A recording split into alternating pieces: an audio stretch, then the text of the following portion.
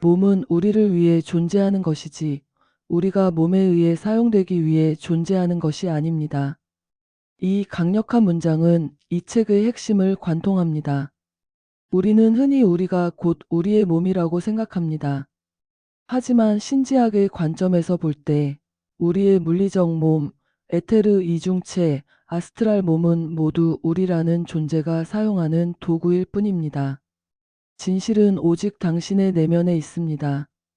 이 영원한 진리로 우리는 인간의 본질을 탐구하는 여정을 시작합니다. 안녕하세요. 영혼의 바람입니다. 우리가 오늘 살펴볼 책 영혼의 해부학은 1896년 애니 베산트가 저술한 신지학의 고전입니다.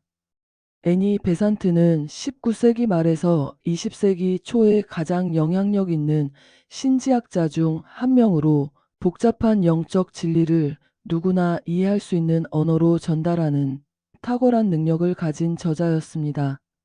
우리가 나라고 부르는 존재는 과연 무엇일까요? 우리가 입고 있는 여러 겹의 몸들은 어떤 것들이 있을까요? 그리고 그것들은 어떻게 서로 상호작용하며 우리의 의식을 형성할까요? 이 영상에서는 신지학의 관점에서 바라본 인간의 구성에 대해 알아보겠습니다. 물질적 몸에서부터 시작하여 에테르체, 아스트랄체까지 우리의 여정은 점점 더 미묘한 차원으로 나아갈 것입니다. 영혼의 해부학 1편 애니 베산트 서문 이 작은 책을 세상에 내보내는데 많은 말이 필요하지 않습니다.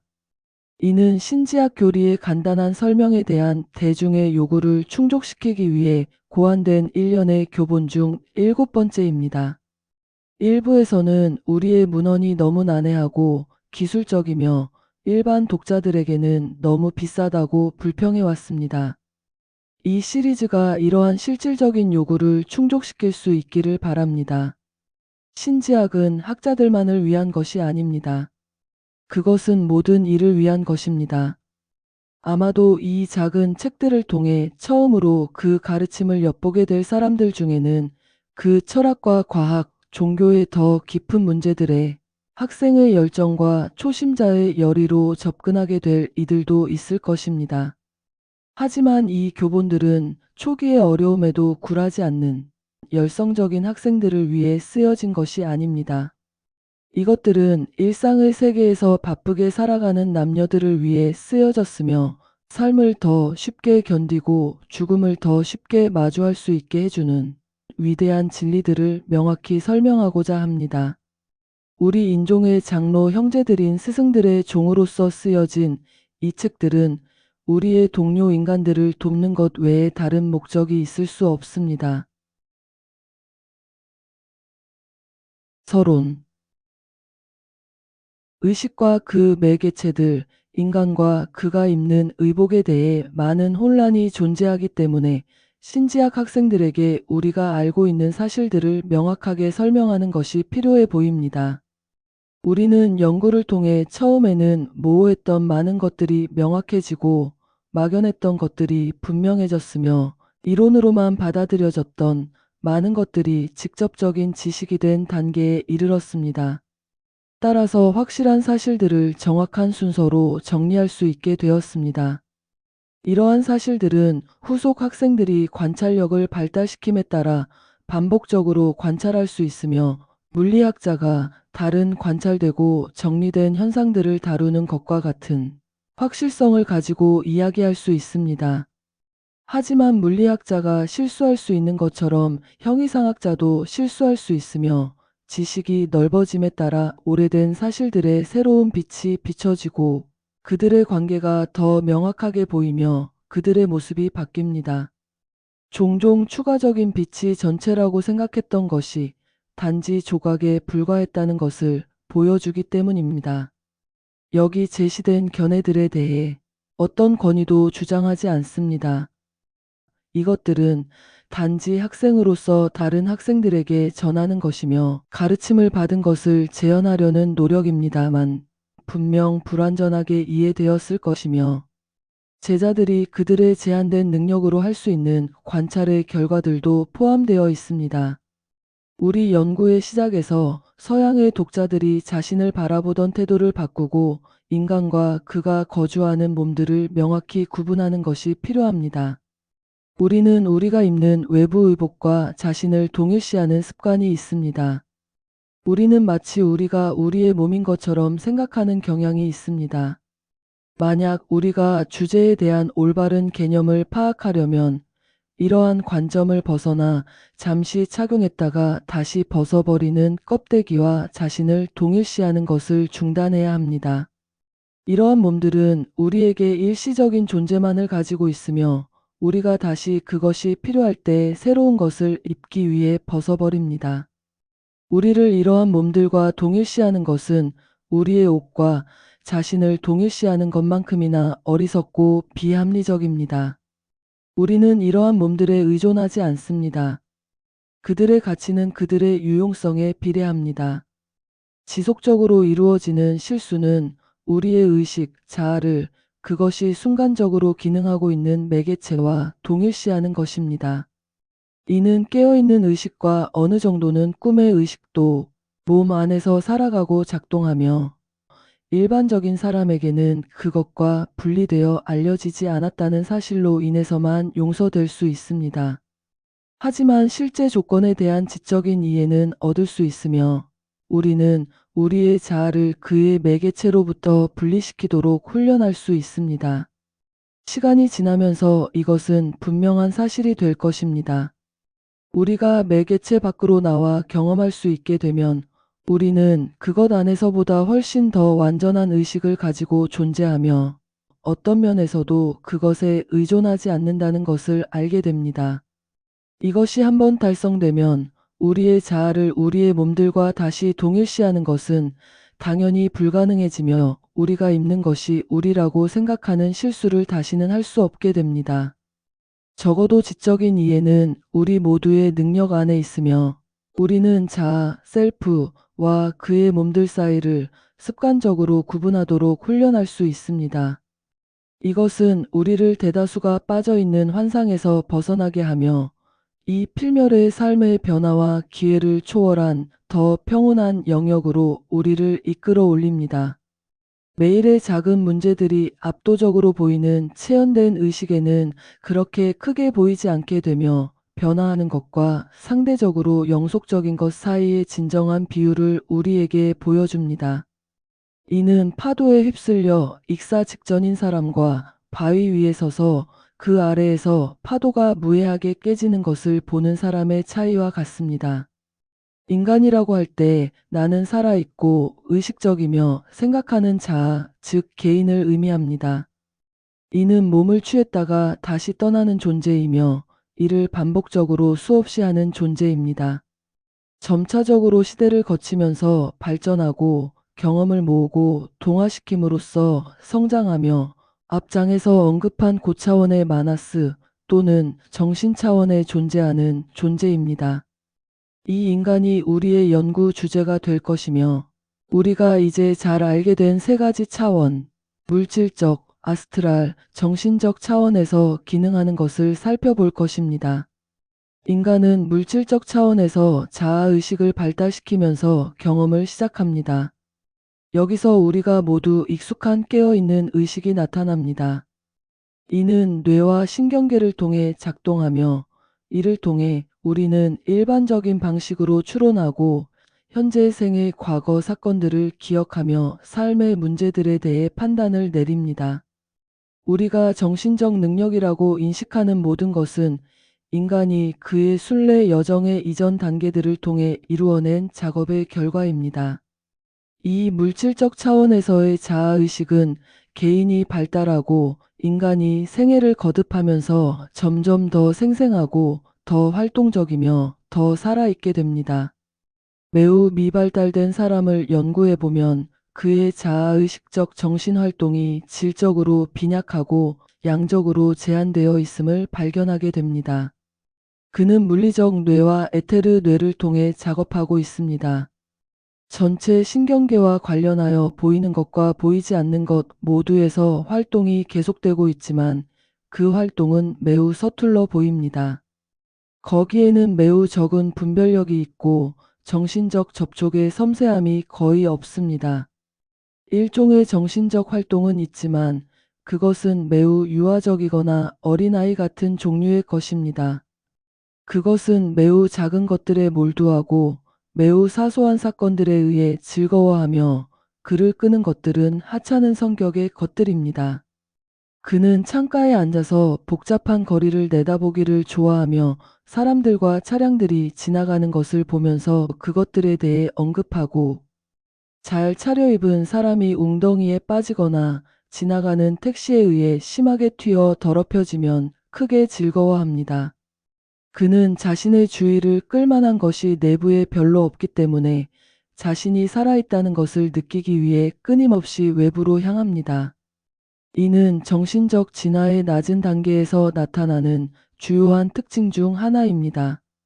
즉 물리적 및 에테르체를 작동시키고 의식의 매개체로서 그것들을 질서 있게 만드는 작업을 하고 있는 인간은 항상 강렬한 감각을 추구합니다. 그는 자신이 느끼고 있다는 것을 확실히 하고 외부 물체들이 일으키는 충격과 그 충격으로 인해 발생하는 감각을 구별함으로써 자극과 느낌 사이를 구분하면서 자아와 비자아의 알파벳을 배워야 합니다. 이는 초보적인 단계이지만 매우 필요한 단계입니다. 이러한 구분이 없다면 그는 그의 매개체 내부와 외부의 과정들 사이에서 지속적으로 혼란을 겪게 될 것입니다. 이 단계의 가장 낮은 유형들은 거리 모퉁이에 모여서 벽에 게으르게 기대어 서 있으면서 가끔 짧은 말들을 내뱉고 공허한 웃음을 터뜨리는 모습으로 볼 수 있습니다. 이런 사람들의 뇌를 들여다볼 수 있는 사람이라면 그들이 지나가는 물체들로부터 다소 흐릿한 인상들을 받고 있으며 이러한 인상들과 그와 유사한 것들 사이의 연결이 매우 미약하다는 것을 발견하게 됩니다. 이러한 인상들은 잘 배열된 모자이크라기보다는 조약돌 더미에 더 가깝습니다. 물리적 및 에테르 뇌가 어떻게 의식의 매개체가 되는지를 연구할 때 우리는 나의 초기 발달 단계로 돌아가야 합니다. 이는 우리 주변의 하등 동물들에서도 볼 수 있는 단계입니다. 외부 물체들의 충격으로 인한 진동이 뇌에서 발생하고 이것이 아스트랄체로 전달되어 의식에 의해 감각으로 느껴지게 됩니다. 이는 이러한 감각들이 그것들을 일으킨 물체들과 연결되기 전입니다. 이 연결은 분명한 정신적 행위인 지각입니다. 이 단계는 물론 우리 인류에서는 이미 오래전에 지나갔지만 재생 시에 새로운 뇌를 취할 때 그 순간적인 반복을 볼 수 있습니다. 간호사들이 말하듯이 아이가 주의를 기울이기 시작할 때, 즉 자신 안에서 일어나는 감각을 외부 물체가 그의 새로운 껍질 또는 매개체에 만든 인상과 연관시키기 시작하여 물체를 알아차리게 되는 것입니다. 시간이 지나면 물체의 지각이 없어도 물체의 이미지가 의식에 존재할 수 있게 되고 어떤 감각으로도 접촉하지 않은 물체의 모습을 회상할 수 있게 됩니다. 이러한 기억된 지각이 바로 관념, 개념, 정신적 이미지이며 이것들이 외부 세계로부터 모은 저장소를 구성합니다. 의식은 이것들에 대해 작업을 시작하는데 첫 단계는 관념들을 정리하는 것이며 이는 그것들에 대해 추론하기 위한 준비 단계입니다. 추론은 관념들을 서로 비교하는 것으로 시작하며 두 개 이상의 관념이 여러 번 동시에 또는 연속적으로 발생하는 것을 통해 그들 사이의 관계를 추론합니다. 이 과정에서 의식은 자신 안으로 물러나 지각으로부터 만들어낸 관념들을 가지고 가서 그것들에 자신의 것을 더합니다. 예를 들어 순서를 추론할 때 한 사물을 다른 것과 원인과 결과로 연관시킵니다. 의식은 결론을 도출하기 시작하고 원인이라고 간주된 지각이 나타날 때 결과라고 간주된 지각이 뒤따를 것이라고 예상하면서 미래의 사건들을 예측하기 시작합니다. 또한 관념들을 비교하면서 많은 관념들이 하나 또는 그 이상의 요소를 공유하고 있음을 알게 되는데 나머지 구성 요소들은 다릅니다. 의식은 이러한 공통된 특성들을 나머지로부터 분리하여 한 부류의 특성들로 묶고 이러한 특성들을 가진 대상들을 함께 분류합니다. 새로운 대상이 이러한 특성들을 가지고 있다면 그것을 그 부류에 넣습니다. 이런 방식으로 점차 정신적 경력을 시작했을 때의 지각의 혼돈을 우주적 질서로 정리하게 되며 현상의 질서 있는 연속에서 법칙을 추론하고 자연에서 발견하는 유형들을 파악합니다. 이 모든 것은 물리적 뇌를 통한 의식의 작업이지만 뇌가 공급하지 않는 것의 존재도 이 작업에서 볼 수 있습니다. 뇌는 단순히 진동을 받아들일 뿐입니다. 아스트랄체에서 작동하는 의식이 진동을 감각으로 변환하고 정신체에서는 감각을 지각으로 변환하며 앞서 말한 대로 혼돈을 우주로 변환하는 모든 과정을 수행합니다. 이렇게 작동하는 의식은 더 나아가 물리적 세계에서 공급되는 재료로는 만들어질 수 없는 관념들로 위에서 직접 비춰집니다. 위대한 사고의 법칙들이 모든 사고를 규제하며 사고하는 행위 자체가 이러한 법칙들의 선제를 드러냅니다. 이는 그것들에 의해 그리고 그것들 아래에서 이루어지며 그것들 없이는 불가능하기 때문입니다. 이러한 물리적 매개체에서 의식의 초기 노력들이 불완전한 지각과 잘못된 추론으로 인해 많은 오류의 대상이 된다는 것은 거의 언급할 필요가 없습니다. 성급한 추론, 제한된 경험으로부터의 일반화는 도달한 많은 결론들을 무효화합니다. 논리의 규칙들은 미훈련된 상태에서 지속적으로 빠지게 되는 오류들을 피할 수 있도록 사고 능력을 훈련시키고 규율하기 위해 만들어졌습니다. 물질적 몸. 물질적 몸이라는 용어 아래에는 인간의 두 가지 낮은 원리가 포함되어야 합니다. 이들은 모두 물질적 차원에서 기능하고 물질적 물질로 구성되어 있으며 하나의 물질적 생명 기간 동안 형성되고 죽음 시 인간에 의해 버려지며 그가 아스트랄 세계로 넘어갈 때 물질적 세계에서 함께 분해됩니다. 이 두 원리를 우리의 물리적 몸 또는 물리적 매개체로 분류하는 또 다른 이유는 우리가 물리적 세계 또는 우리가 부르는 차원을 벗어날 수 없는 한 우리는 이러한 물리적 외피들 중 하나 또는 다른 것 또는 둘 다를 사용하고 있기 때문입니다. 이들은 모두 그들의 물질에 의해 물리적 차원에 속하며 그것을 벗어날 수 없습니다. 이들 안에서 작동하는 의식은 그들의 물리적 한계 내에 묶여 있으며 공간과 시간의 일반적인 법칙의 지배를 받습니다. 이들은 그들을 구성하는 물질에 따라 조밀한 몸과 에테르 이중체로 구분될 수 있습니다. 후자는 보이는 몸의 정확한 복제품으로 입자 대 입자로 되어 있으며 몸의 활동이 의존하는 모든 전기적 및 생명적 전류가 흐르는 매개체입니다. 이 에테르 이중체는 지금까지 원형체라고 불렸습니다만 여러 가지 이유로 이 관계에서 이 이름의 사용을 중단하는 것이 바람직해 보입니다. 원형체는 태고부터 힌두 서적에서 다른 의미로 사용되어 왔으며 그것을 인정된 의미에서 임의로 왜곡함으로써 동양 문학의 학생들 사이에 동양인이든 서양인이든 많은 혼란이 발생합니다. 이것만으로도 만약 다른 이유가 없다면 그것의 부적절한 사용을 포기하는 것이 좋을 것입니다. 또한 에테르 이중체라는 이름은 물리적 몸의 더 미묘한 부분의 본질과 구성을 정확하게 표현하므로 의미가 있고 따라서 기억하기 쉽습니다. 모든 이름이 그래야 하듯이 말입니다. 그것은 에테르로 만들어졌기 때문에 에테르적이며 조밀한 몸의 정확한 복제이기 때문에 이중체, 말하자면 그것의 그림자입니다. 이제 물리적 물질은 서로 구별될 수 있는 7개의 하위 구분을 가지고 있으며 각각은 자체 한계 내에서 엄청난 다양성의 조합을 보여줍니다. 이 하위 구분들은 다음과 같습니다. 고체, 액체, 기체, 에테르이며 후자는 액체가 고체 및 기체와 구별되는 것만큼이나 서로 구별되는 네 가지 상태를 가집니다.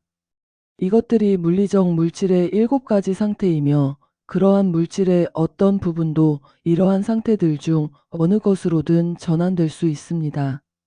비록 우리가 정상 온도와 압력이라고 부르는 조건에서는 금이 일반적으로 고체이고 물이 일반적으로 액체이며 염소가 일반적으로 기체인 것처럼 이들 중 하나를 상대적으로 영구적인 상태로 취할 것입니다.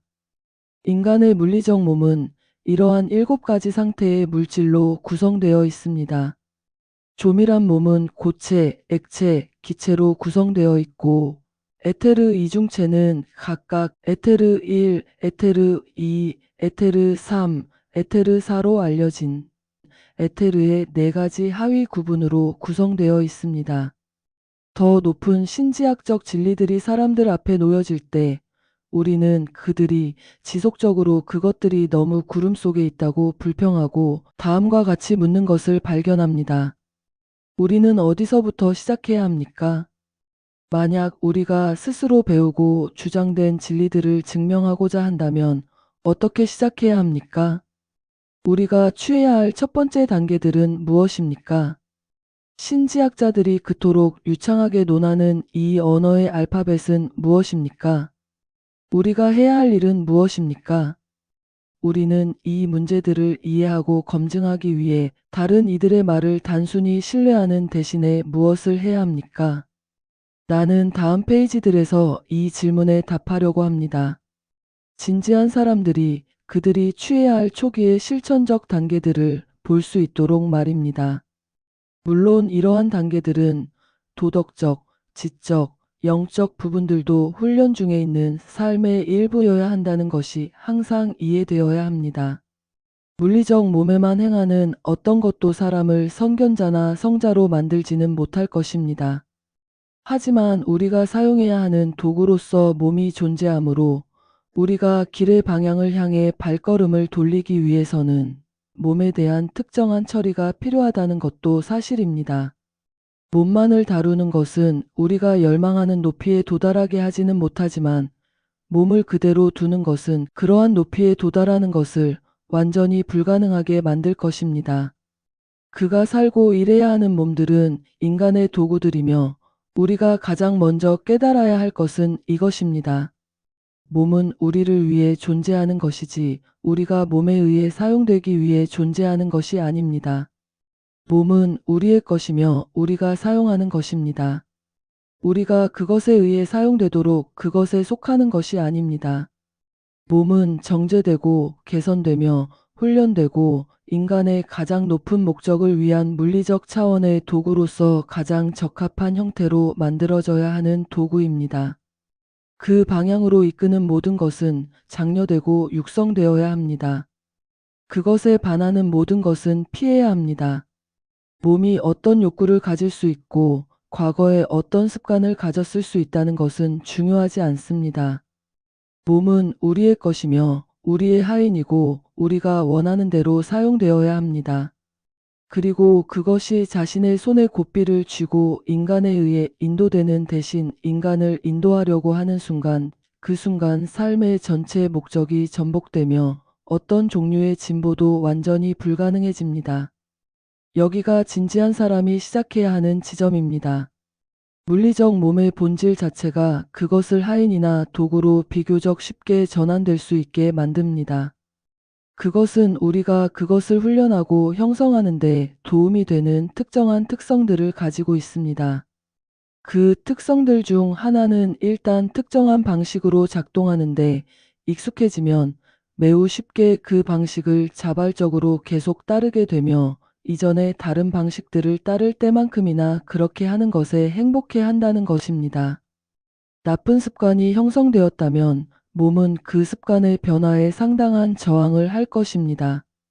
하지만 그것이 변화를 강요받고 그것이 놓은 장애물이 극복되고 인간이 원하는 대로 행동하도록 강요된다면 짧은 시간 후에 몸은 자발적으로 인간이 그것에게 부과한 새로운 습관을 반복할 것이며 이전에 인간이 반대했던 오래된 방식을 따를 때만큼이나 새로운 방식을 만족스럽게 따를 것입니다. 이제 우리의 가장 바깥쪽 의복이자 가장 낮은 현현이며 가장 불완전한 자아 표현인 물리적 몸의 구성을 살펴보겠습니다. 물리적 몸은 대부분이 의지의 통제 밖에 있는 활동들과 의지의 통제 하에 있는 활동들을 살펴볼 수 있도록 충분히 오래 살펴볼 필요가 있습니다. 이 두 가지는 모두 신경계를 통해 작동하지만 서로 다른 종류의 신경계를 통해 작동합니다. 하나는 몸의 일상적인 생명을 유지하는 모든 활동들을 수행합니다. 폐의 수축, 심장의 박동, 소화 시스템의 운동을 지시하는 것 등입니다. 이것은 교감 신경계라고 일반적으로 불리는 불수의 신경으로 구성되어 있습니다. 우리 몸이 만들어진 물리적 진화의 오랜 과거의 어느 시점에서 이 시스템은 그것을 소유한 동물의 통제 하에 있었습니다. 하지만 점차적으로 그것은 자동적으로 작동하기 시작했습니다. 그것은 의지의 통제에서 벗어나 자체적인 준독립성을 가지게 되었고 몸의 모든 정상적인 생명 활동들을 수행하게 되었습니다. 사람이 건강할 때는 이러한 활동들을 알아차리지 못합니다. 그는 호흡이 억압되거나 방해받을 때만 자신이 숨을 쉰다는 것을 알게 되고 심장 박동이 격렬하거나 불규칙할 때만 자신의 심장이 뛴다는 것을 알게 됩니다.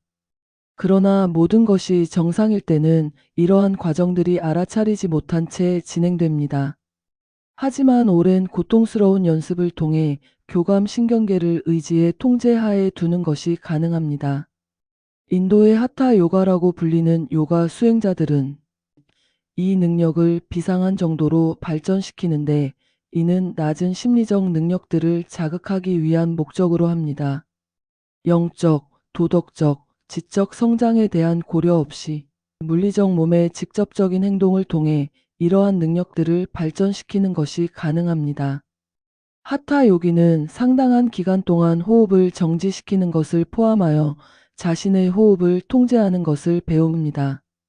의지에 따라 순환을 가속하거나 늦추면서 심장 박동을 통제하고 이러한 수단들을 통해 물리적 몸을 황홀경에 빠뜨리고 아스트랄체를 자유롭게 합니다. 이 방법은 본받을 만한 것이 아닙니다. 그러나 여전히 신체를 너무나 절대적인 것으로 여기는 경향이 있는 서양 국가들에게 한 사람이 이러한 일반적으로 자동적인 물리적 과정들을 얼마나 철저하게 자신의 통제하에 둘 수 있는지 알게 되는 것은 교훈적입니다.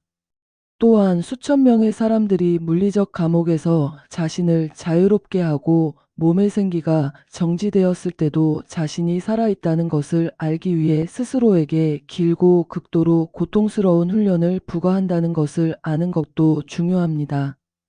이제 의지의 통제 하에 있는 자발적 신경계로 넘어가 보겠습니다. 이는 우리의 정신적 목적을 위해 훨씬 더 중요한 시스템입니다. 이는 우리가 생각하고 느끼고 물리적 차원에서 움직이는 데 사용하는 위대한 시스템입니다.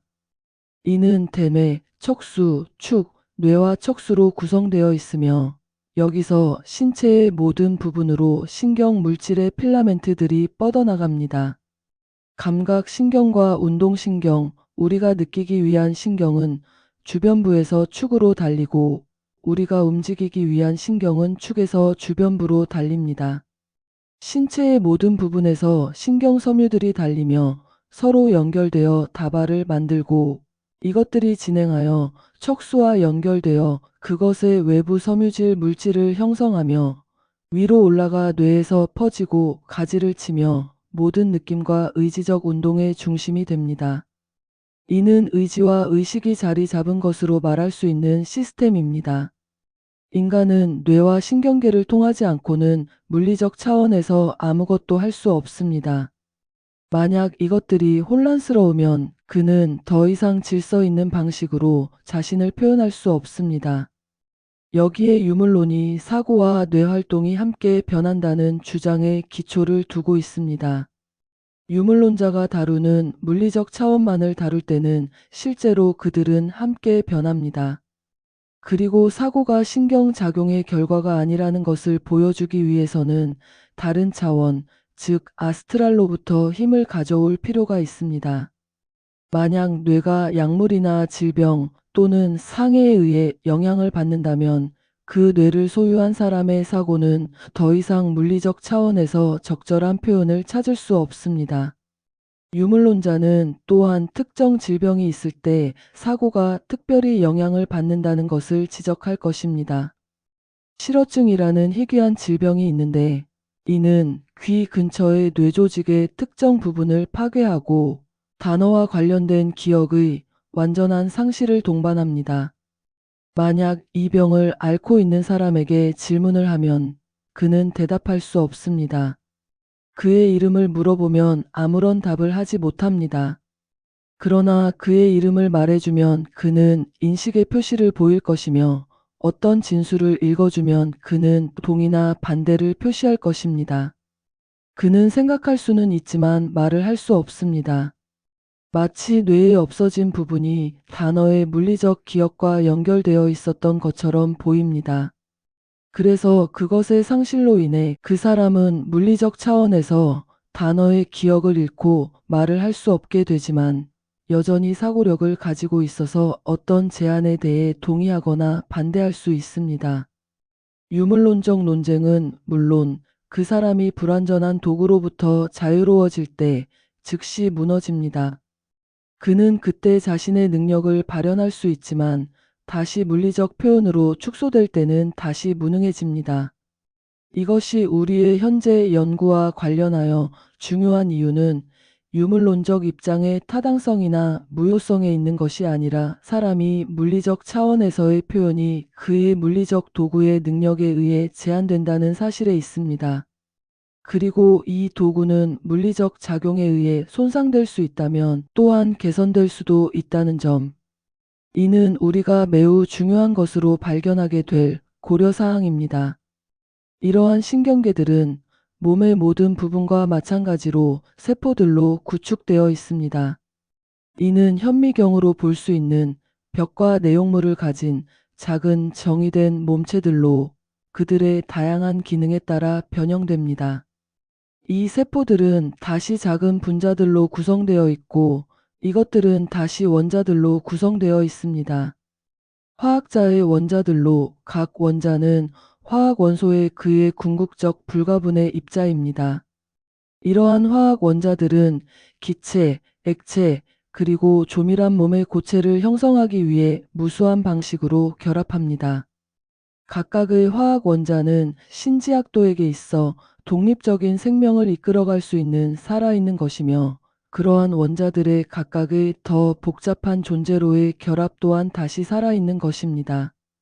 또한 각 세포는 자신만의 생명을 가지고 있으며 이 모든 화학 원자들과 분자들과 세포들은 더 높은 형태의 의식을 위한 매개체로 봉사하기 위해 그들의 분리된 생명들에서 알 수 있는 것보다 더 높은 의식의 매개체로서 봉사하기 위해 유기적 전체, 즉 몸으로 결합됩니다.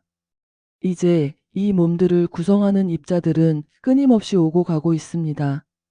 이 입자들은 화학 원자들의 집합체로 맨눈으로는 보이지 않을 만큼 미세하지만 많은 것들이 현미경으로는 볼 수 있습니다. 만약 약간의 혈액을 현미경 아래 놓으면 우리는 그 안에서 보통의 아메바와 구조와 활동이 매우 비슷한 백혈구와 적혈구와 같은 많은 살아있는 물체들이 움직이는 것을 볼 수 있습니다. 많은 질병과 관련하여 미생물들이 발견되며 과학자들은 우리 몸에 우호적인 미생물과 비우호적인 미생물이 있다고 말합니다. 해로운 침입자들과 쓸모없는 물질을 잡아먹는 미생물도 있습니다. 따라서 우리의 이 의복들은 그 재료들을 지속적으로 변화시키고 있으며 이 재료들은 와서 잠시 머물다가 떠나 다른 몸들의 부분이 됩니다. 끊임없는 변화와 상호작용이 있습니다. 이제 인류의 대다수는 이러한 사실들에 대해 거의 알지 못하고 신경 쓰지도 않습니다. 그러나 이것들에 달려있는 것이 조밀한 몸을 정화할 수 있는 가능성입니다. 이를 통해 그것은 내주하는 인간을 위한 더 적합한 매개체가 됩니다. 일반적인 사람은 그의 몸이 공급받은 재료들로부터 아무렇게나 자신을 구축하도록 내버려 둡니다. 그것들이 자아를 위한 순수하고 고귀한 거처를 만드는데 적합한지 부적합한지는 상관하지 않고 오직 그것들이 입맛에 맞고 그의 욕망을 만족시키는지만을 고려합니다. 그는 이 입자들이 들어오고 나갈 때 어떤 감독도 하지 않으며 어떤 것도 선택하지 않고 거부하지도 않습니다. 모든 것이 자신의 마음대로 들어오도록 내버려 둡니다. 마치 부주의한 석공이 자신의 집을 짓기 위해 어떤 쓰레기든 재료로 사용하는 것처럼 일반적인 사람은 자신의 몸에 대해 최악의 건설업자입니다. 그러면 조밀한 몸의 정화는 그것을 구성하도록 허용된 입자들의 의도적인 선택 과정으로 이루어질 것입니다. 그 사람은 음식의 형태로 가능한 한 가장 순수한 구성 요소들만을 자신의 몸 안에 받아들일 것이며 불순하고 조잡한 것들은 거부할 것입니다. 그는 자신의 부주의한 삶의 시절에 그의 몸에 지어진 입자들이 자연적인 변화에 의해 점차적으로 사라질 것임을 알고 있습니다. 그리고 그는 더 이상 불순한 것들을 받아들이지 않기로 결심합니다. 그가 순수한 구성 요소들을 증가시킬수록 그는 자신의 몸 안에 수비대를 만들게 되며 이들은 외부로부터 들어올 수 있는 불순한 입자들을 파괴합니다. 또한 그는 자신의 몸이 순수해야 한다는 활발한 의지로 그것을 더욱 보호하는데 이는 자기력처럼 작용하여 지속적으로 그의 근처로부터 모든 불순한 생물들을 몰아내고 그의 동의 없이 그의 몸에 들어가려 하는 침입으로부터 그를 보호하는 방패가 됩니다. 한 사람이 이렇게 몸을 정화하고 자아가 일할 수 있는 도구로 만들기로 결심할 때 그는 요가를 실천하는 첫 걸음을 내딛는 것입니다. 이번 생 또는 다른 생에서 어떻게 하면 신지학의 진리를 스스로 검증할 수 있을까? 라는 질문을 진지하게 하기 전에 먼저 내딛어야 할 걸음입니다. 초자연적 사실들에 대한 모든 개인적 검증은 물리적 몸이 그 소유자, 즉 인간에게 완전히 복종하는 것에 달려 있습니다.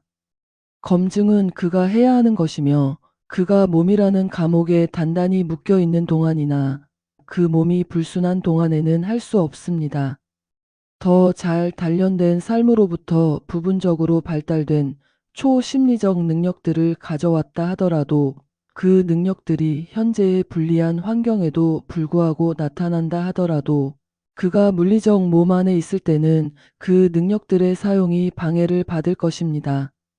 만약 그 몸이 불순하다면 그것을 통해 능력들이 작동할 때 그것을 둔화시키거나 왜곡시키고 그 보고들을 신뢰할 수 없게 만들 것입니다.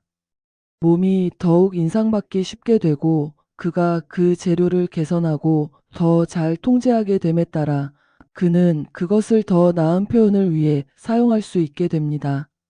우리가 이전에 가지지 못했던 모든 종류의 지각 능력들이 우리 안에서 열리기 시작할 때 우리는 성공하기 시작하고 있다는 것을 알게 될 것입니다.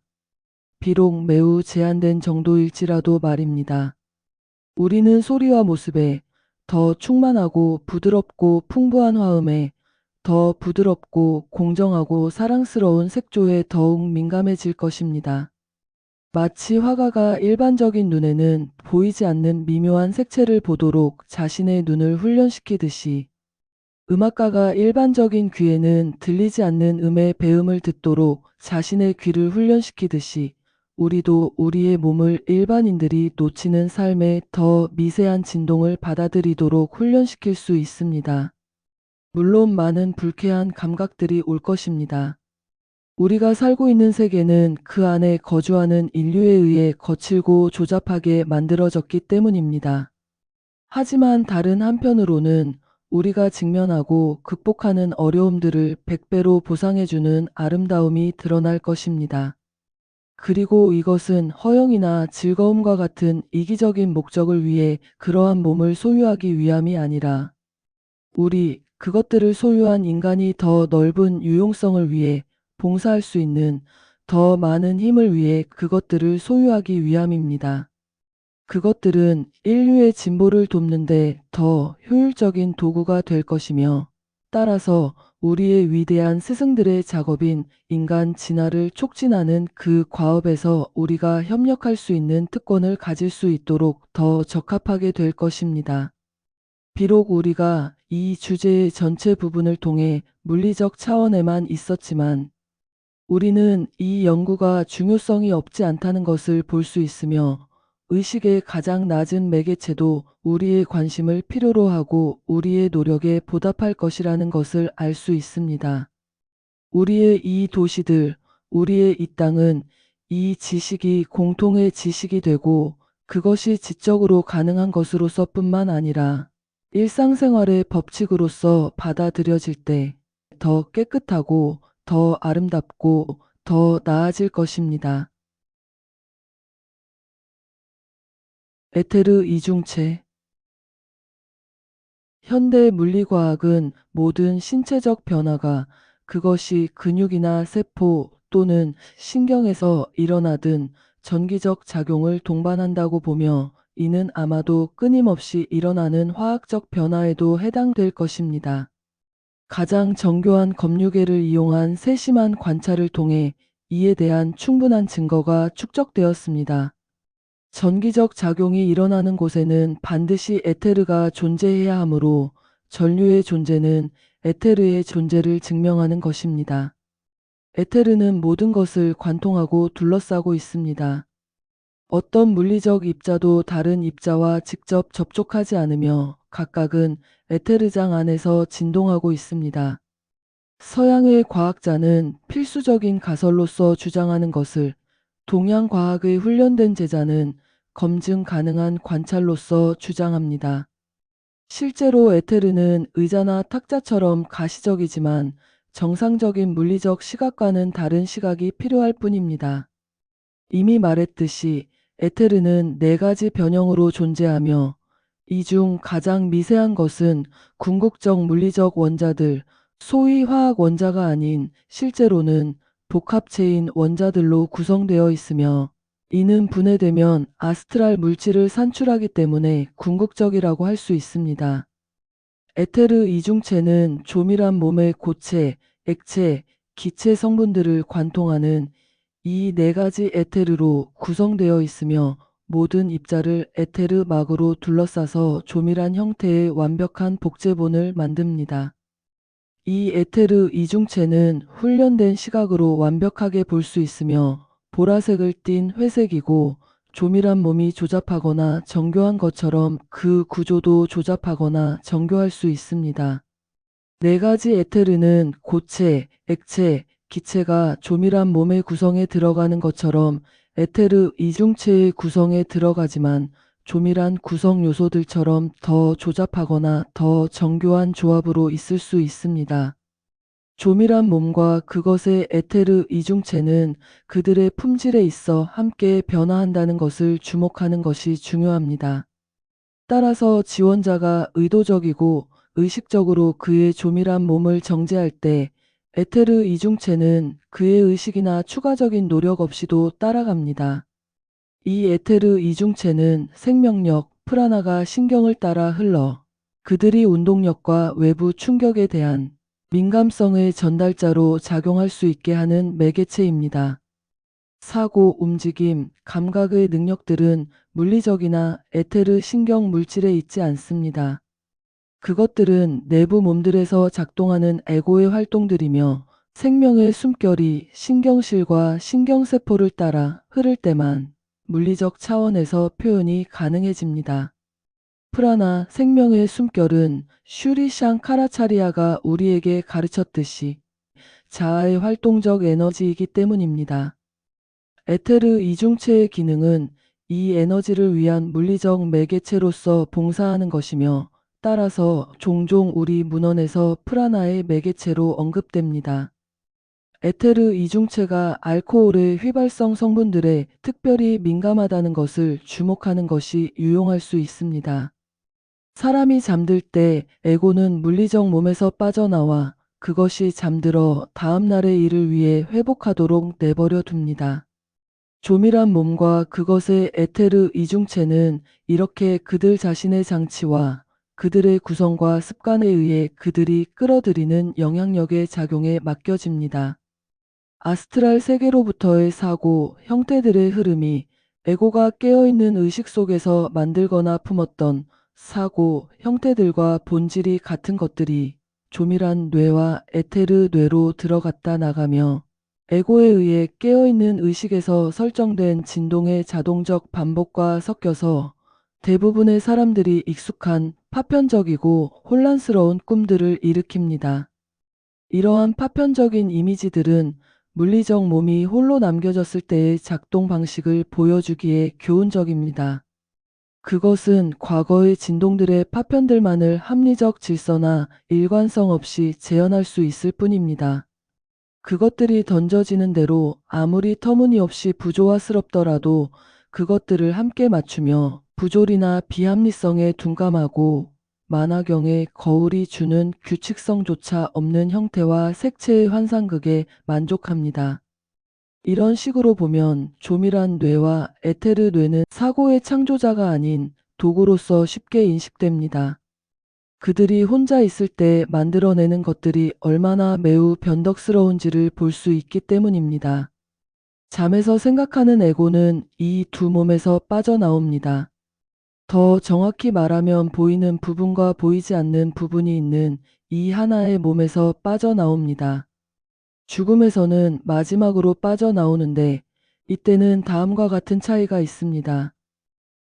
에테르 이중체를 그것의 조밀한 상대와 함께 끌어내어 분리하고 따라서 후자에서 생명, 숨결이 유기적 전체로서 더 이상 작용할 수 없게 만듭니다. 에고는 에테르 이중체를 빠르게 떨쳐버리는데 우리가 보았듯이 이것은 아스트랄 차원으로 넘어갈 수 없으며 그것을 그의 평생의 파트너와 함께 분해되도록 남겨둡니다. 때때로 그것은 죽음 직후에 시체에서 멀지 않은 곳에 있는 친구들에게 나타날 것이지만 당연히 매우 적은 의식만을 보여주며 말을 하거나 어떤 것도 하지 않을 것입니다.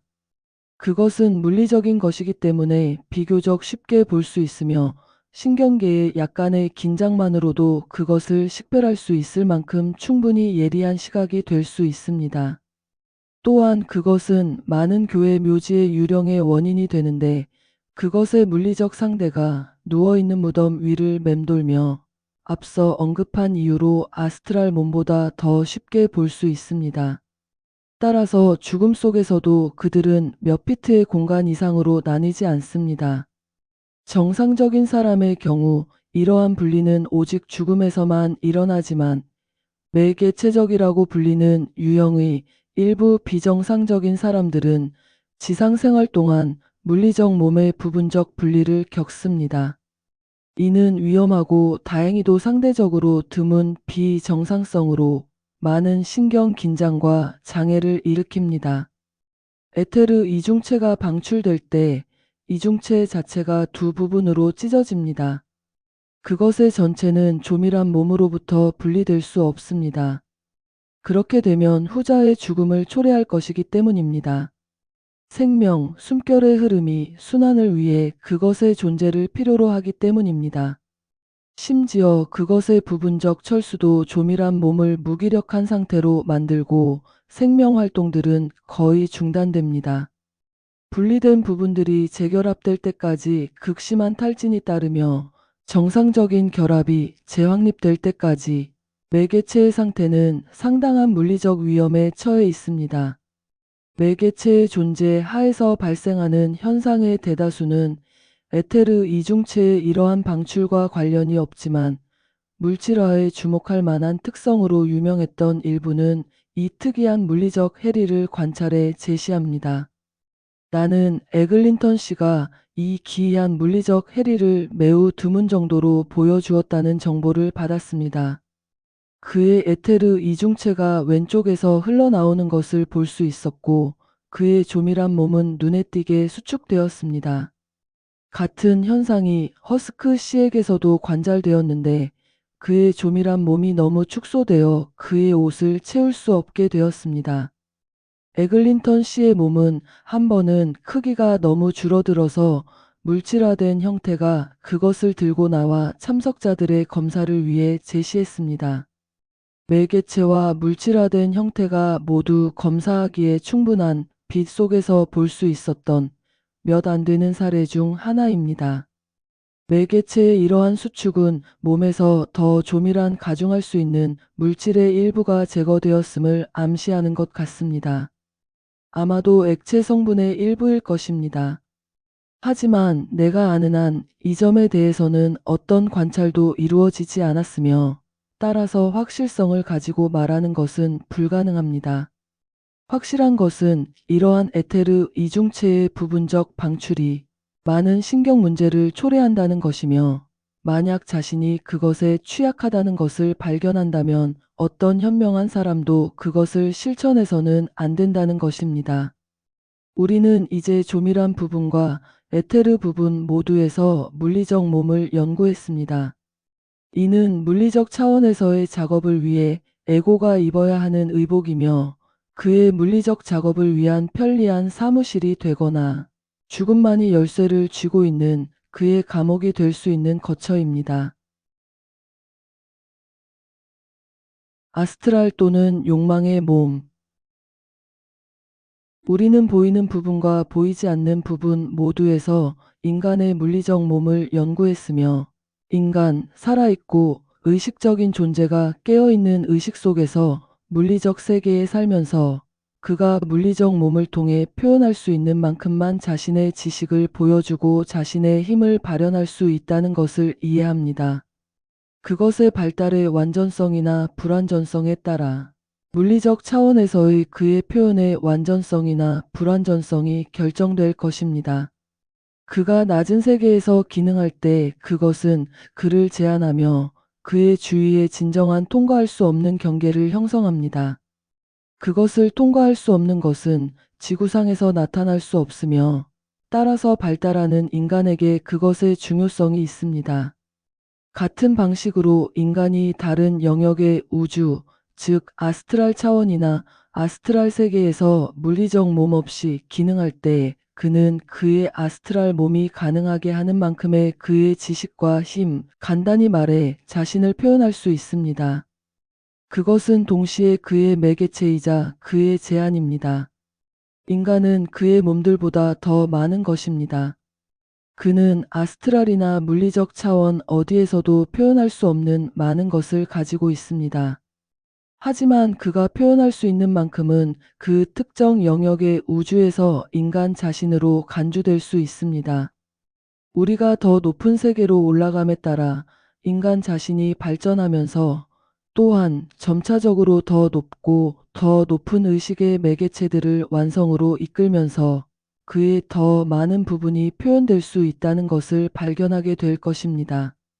독자들에게 우리가 상대적으로 잘 알려지지 않고 대다수에게는 미지의 영역에 들어서고 있으므로 이러한 차원들 위의 관찰과 추론에서 실수가 없다고 주장하지 않는다는 점을 상기시키는 것이 좋겠습니다. 물리적 차원 위에서와 마찬가지로 물리적 차원에서도 관찰과 추론의 오류가 있을 수 있으며 이러한 가능성은 항상 염두에 두어야 합니다. 지식이 증가하고 훈련이 지속됨에 따라 더 많은 정확성에 도달하게 될 것이며 따라서 이러한 오류들은 점차 제거될 것입니다.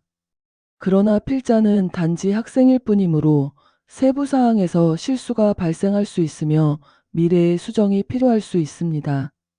그러한 실수들은 세부 사항에 스며들 수 있지만 일반적인 원칙들이나 주요 결론들을 무효화하지는 않을 것입니다. 먼저 아스트랄 차원 또는 아스트랄 세계라는 말의 의미를 분명히 파악합시다. 아스트랄 세계는 우주의 명확한 영역으로 물리적 세계를 둘러싸고 관통하지만 다른 종류의 물질로 구성되어 있기 때문에 우리의 일반적인 관찰로는 감지할 수 없습니다. 만약 궁극적인 물리적 원자를 취해서 분해하면 그것은 물리적 세계에 관한 한 사라집니다. 하지만 그것이 가장 조잡한 종류의 아스트랄 물질, 아스트랄 세계의 고체 물질의 수많은 입자들로 구성되어 있다는 것이 발견됩니다. 아스트랄이라는 단어는 매우 적절한 것은 아니지만 초물리적 물질을 나타내기 위해 수세기 동안 사용되어 왔기 때문에 이제 그것을 대체하기는 어려울 것입니다.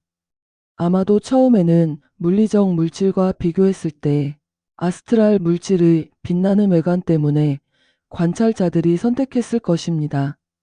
우리는 물리적 세계를 구성하는 무수한 조합들을 분류할 수 있는 7가지 하위 상태의 물리적 물질, 고체, 액체, 기체, 그리고 4가지 에테르를 발견했습니다. 같은 방식으로 우리는 물리적 물질에 상응하는 7가지 하위 상태의 아스트랄 물질을 가지고 있으며 이들 아래에서 비슷하게 아스트랄 세계를 구성하는 무수한 조합들이 분류될 수 있습니다. 모든 물리적 원자들은 그들의 아스트랄 외피를 가지고 있어서 아스트랄 물질은 물리적 물질의 매트릭스를 형성하는 것으로 볼 수 있으며 물리적 물질은 아스트랄 안에 묻혀 있습니다. 아스트랄 물질은 모든 것에 생기를 주는 하나의 생명의 매개체로 봉사하며 아스트랄 물질을 통해 생명의 흐름이 모든 물리적 물질의 입자를 둘러싸고 유지하고 영향을 공급합니다. 생명의 흐름은 일반적으로 생명력이라고 불리는 것뿐만 아니라 모든 전기적, 자기적, 화학적 에너지들과 인력, 응집력, 반발력 등과 같은 다른 모든 에너지들을 일으키는데 이 모든 것들은 우주가 마치 물고기들이 바다에서 헤엄치는 것처럼 그 안에서 헤엄치는 하나의 생명의 차별화입니다.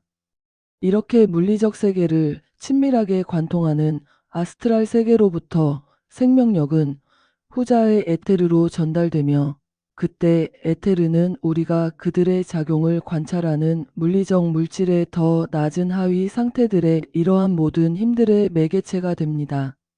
만약 우리가 다른 어떤 변화도 없이 물리적 세계가 존재하지 않게 된다고 상상한다면 우리는 여전히 아스트랄 물질로 이루어진 그것의 완벽한 복제본을 가지게 될 것입니다. 그리고 만약 우리가 더 나아가 모든 사람이 작동하는 아스트랄 기능을 갖추게 된다고 상상한다면 처음에는 그들의 환경에 어떤 차이가 있다는 것을 의식하지 못할 것입니다. 죽은 사람들이 아스트랄 세계의 낮은 영역에서 깨어날 때 종종 그러한 상태에 있음을 발견하고 자신들이 여전히 물리적 세계에 살고 있다고 믿습니다. 우리 대부분이 아직 아스트랄 시각을 발달시키지 않았기 때문에 현상적 우주의 한 부분으로서 아스트랄 세계의 이러한 상대적 현실성을 강조하고 만약 아스트랄로 볼 수 없다면 정신적 눈으로라도 그것을 보는 것이 필요합니다. 그것은 실제로 사실 하나의 현실에서 그렇게 멀리 떨어져 있지 않기 때문에 그것은 더욱 물리적인 것만큼 실제적입니다. 그것의 현상들은 물리적 차원의 현상들처럼 유능한 관찰의 대상입니다. 여기 아래에서 맹인이 물리적 대상들을 볼 수 없고 많은 것들이 기구, 현미경, 분광기 등의 도움으로만 관찰될 수 있는 것처럼 아스트랄 차원에서도 마찬가지입니다. 아스트랄적으로 맹인인 사람들은 아스트랄 대상들을 전혀 볼 수 없으며 많은 것들이 일반적인 아스트랄 시각 또는 투시력에서 벗어납니다. 현재 진화의 단계에서 많은 사람들이 아스트랄 감각들을 발달시킬 수 있고 실제로 발달시키고 있어서 아스트랄 차원의 더 미묘한 진동들을 받아들일 수 있게 됩니다. 그러한 사람들은 실제로 많은 실수를 하기 쉽습니다. 마치 아이가 물리적 감각들을 처음 사용하기 시작할 때 실수를 하는 것처럼 말입니다.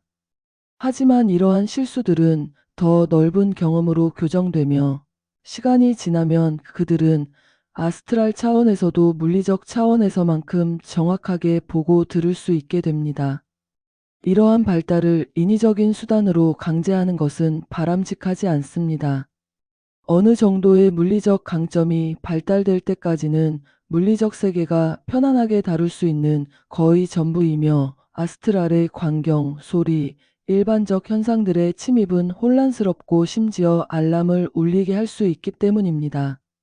하지만 2단계에 도달하는 시기가 오며 보이지 않는 세계의 아스트랄 부분의 상대적 현실성이 깨어있는 의식에 각인되는 때가 옵니다.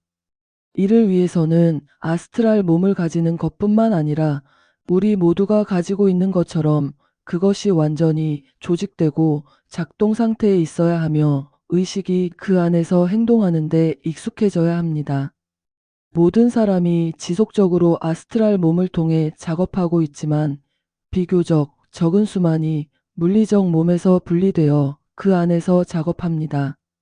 아스트랄 몸이 없다면 외부 세계와 인간의 마음 사이에 연결이 없을 것이며 물리적 감각에 가해진 충격과 마음의 지각 사이에도 연결이 없을 것입니다. 충격은 아스트랄 몸에서 감각이 되고 그 다음 마음에 의해 인식됩니다. 감각의 중추가 있는 아스트랄 몸은 종종 아스트랄 인간이라고 불립니다. 마치 우리가 물리적 몸을 물리적 인간이라고 부를 수 있는 것처럼 말입니다.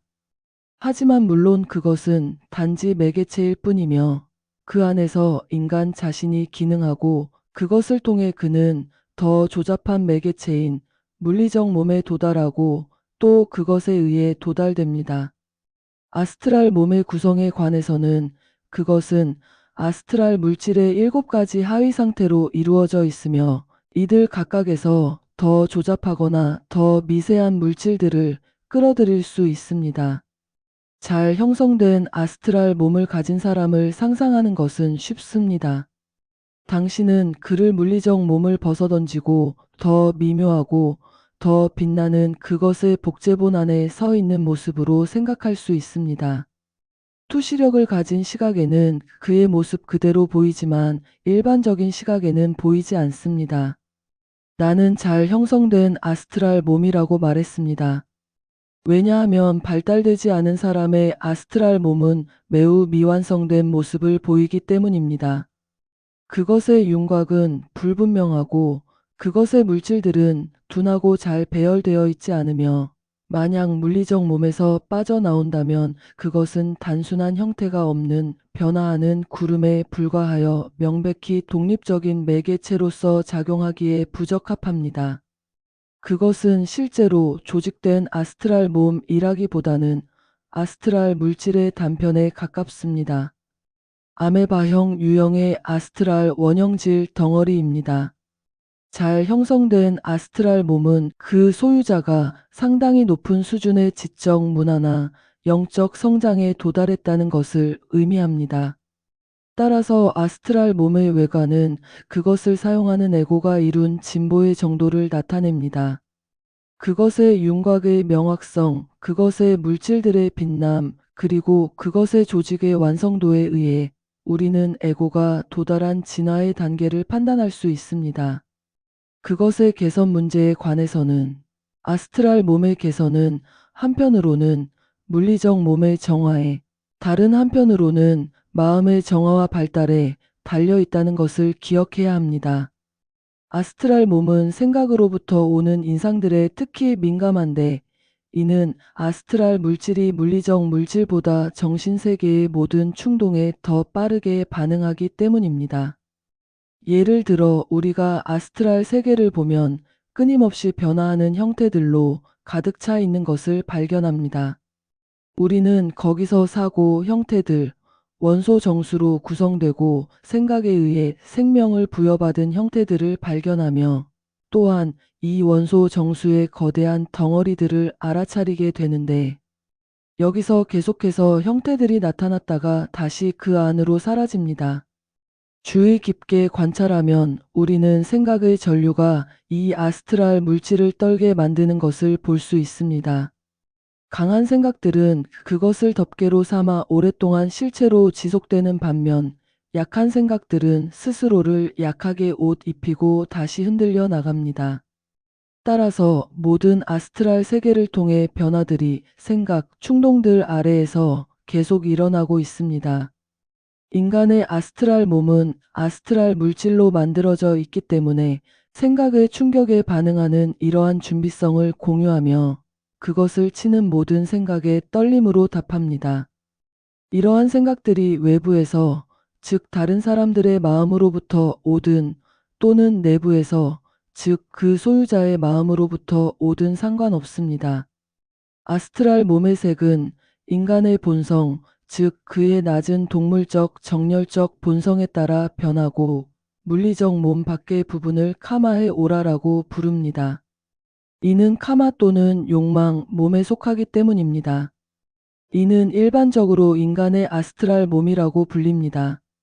왜냐하면 아스트랄 몸은 인간의 카믹 의식의 매개체이며 모든 동물적 정열과 욕망의 자리이고 이미 말했듯이 감각의 중추이기 때문입니다. 그것은 생각의 충격 아래에서 진동할 때 끊임없이 그 색상을 변화시킵니다. 만약 사람이 화를 내면 붉은색이 번쩍입니다. 만약 사랑을 느끼면 장밋빛이 그것을 통해 떨립니다.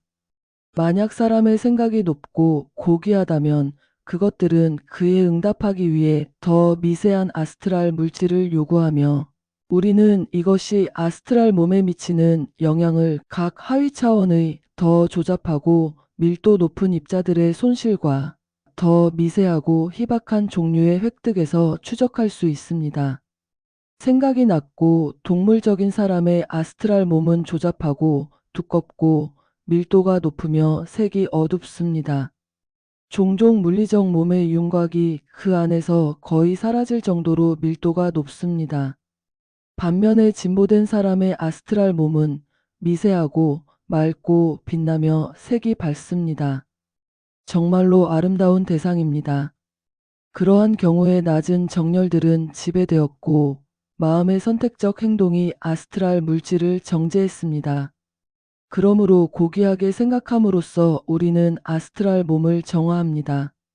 심지어 그 목적을 위해 의식적으로 작업하지 않았다 하더라도 말입니다. 그리고 기억해야 할 것은 이러한 내적 작업이 외부로부터 아스트랄 몸으로 끌려오는 생각들에 강력한 영향을 미친다는 것입니다. 그의 소유자에 의해 악한 생각들에 습관적으로 반응하도록 만들어진 몸은 근처에 있는 비슷한 사고 형태들에 대해 자석처럼 작용하는 반면 순수한 아스트랄 몸은 그러한 생각들에 대해 반발적인 에너지로 작용하며 자신의 것과 조화로운 물질로 구성된 사고 형태들을 끌어당깁니다. 위에서 말했듯이 아스트랄 몸은 한쪽으로는 물리적 몸과 다른 한쪽으로는 마음과 연결되어 있으며 우리가 물리적 몸을 정화하거나 불순하게 만드는 것에 의해 영향을 받습니다. 우리는 물리적 몸을 구성하는 고체, 액체, 기체, 에테르가 조잡하거나 정제될 수 있다는 것을 보았습니다. 그들의 본성은 차례로 그들에 상응하는 아스트랄 외피의 본성에 영향을 미칠 것입니다. 만약 우리가 부주의하게 물리적인 것에 신경 쓰지 않고 불순한 종류의 입자들을 우리의 조밀한 몸에 쌓는다면 우리는 우리에게 상응하는 불순한 종류의 우리가 아스트랄의 고체라고 부를 것을 끌어당깁니다. 반면에 우리가 더 순수한 유형의 조밀한 입자들을 우리의 조밀한 몸에 쌓을 때 우리는 상응하는 더 순수한 유형의 고체 아스트랄 물질을 끌어당깁니다. 우리가 깨끗한 음식과 음료로 물리적 몸을 먹임으로써 물리적 몸의 정화를 계속할 때 우리는 우리의 식단에서 오염된 종류의 영양분을 제외함으로써 우리는 우리의 물리적 의식의 매개체를 개선할 뿐만 아니라 아스트랄 매개체도 정화하기 시작하며 아스트랄 세계로부터 그것의 구성을 위해 더 섬세하고 미세한 재료들을 가져옵니다. 이것의 효과는 현재의 지상 생활에 관해서뿐만 아니라 우리가 나중에 보게 될 것처럼 다음의 사후 상태, 아스트랄 세계에서의 체류, 그리고 다음 지상 생활에서 우리가 가지게 될 몸의 종류에도 중요한 영향을 미칩니다. 더욱이 나쁜 종류의 음식은 아스트랄 세계에 속하는 해로운 종류의 실체들을 아스트랄 몸으로 끌어들입니다. 왜냐하면 우리는 아스트랄 물질뿐만 아니라 그 영역의 소위 원소 정령들도 다루어야 하기 때문입니다.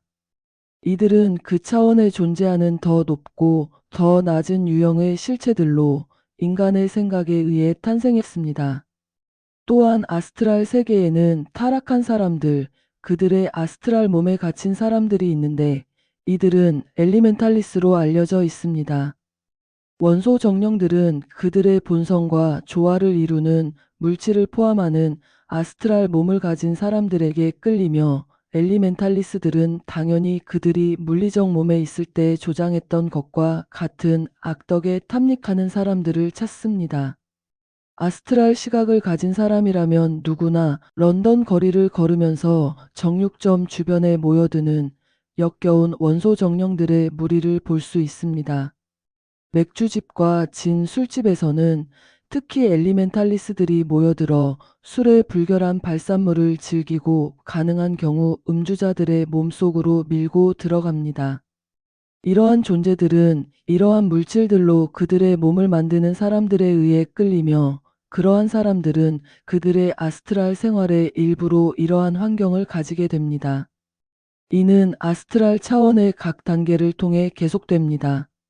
우리가 물리적인 것을 정화함에 따라 우리는 상응하는 순수한 단계의 아스트랄 물질을 우리에게 끌어당깁니다.